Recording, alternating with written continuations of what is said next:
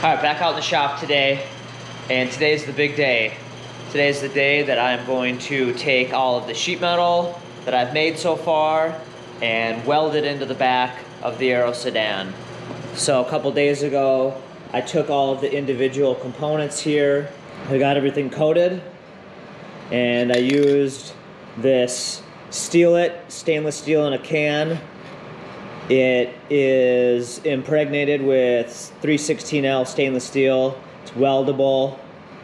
It's polyurethane aerosol, comes highly recommended from a few friends.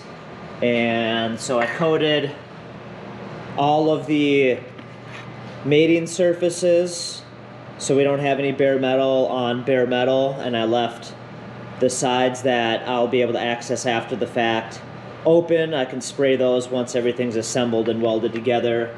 So we have the main floor pan piece here. This is the underside, so I just went ahead and sprayed the entire thing. All of these cleco holes here are going to be where all the spot welds are. I painted the mating surface of the trunk riser and the bottom portion as well, where that gets welded to the chassis. This is the back support piece where the trunk floor pan meets the vertical piece on the notch. And so got all of that stuff coated, ready to go.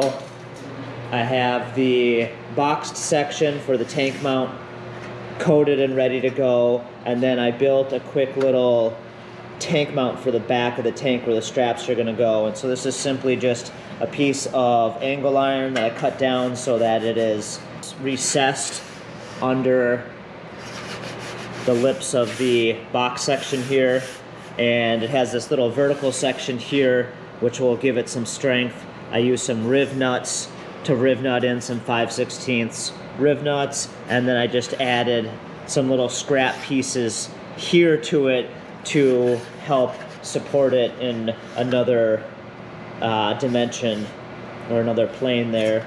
And so you can see from the back side that I just have my access holes.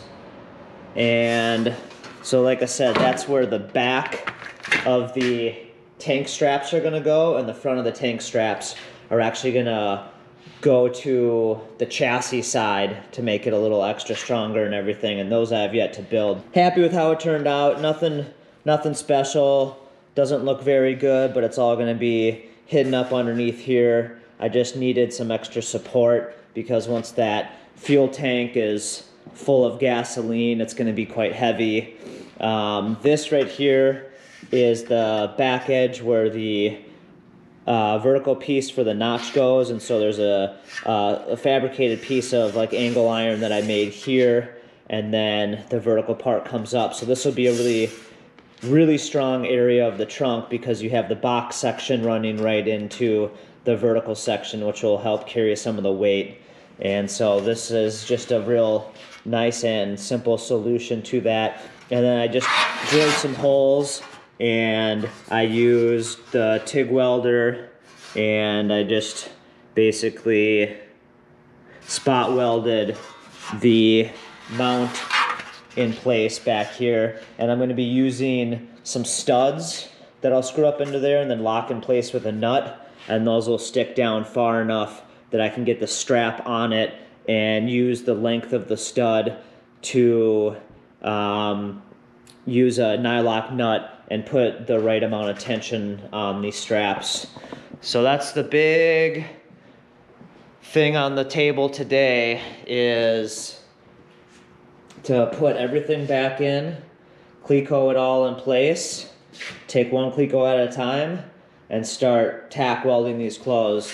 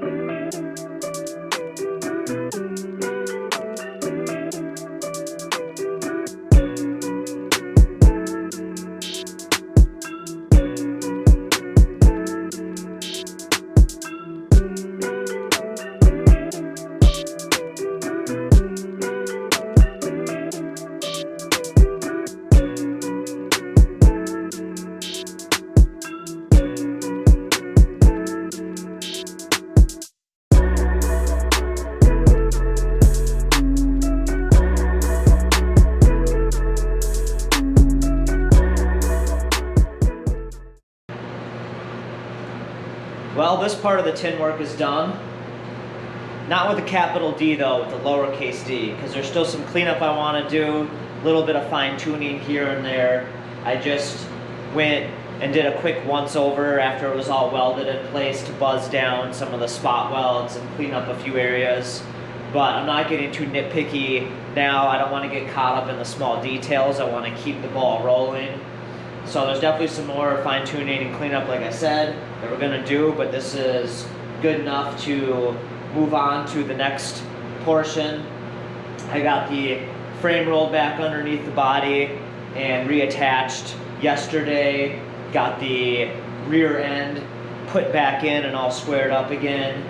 And so we're ready to go on to the next stage here. Overall, I'm pretty happy with it. But I'll be honest, after I got it all welded together, I was standing back looking at it, and I got kind of bummed out. It kind of happens with me in fabrication, especially in a longer process like this that took me, a greater part of a week to build this. You build up in your mind this, ideal version of it. You're always kind of chasing perfection, but knowing you're not even going to get close, and you're going to have to live with a few things here and there, but you do the best work that you can do. But I always find myself being disappointed with the end product of everything that I make. And that's a good and a bad thing. It's good because I always continue to get better, but it's bad just because it can kind of be demoralizing and be a bit of a momentum killer when you get a huge, project like this done, a big undertaking done, and then when you step back, you're not super stoked on it. So I definitely had kind of a little emo moment afterwards and got a little discouraged with the whole project, but then kind of had to wrap my head around the fact that, it's not going to be perfect. I just got to do the best work that I can do and just move on from there and learn and get better with every new portion of the project that I undertake.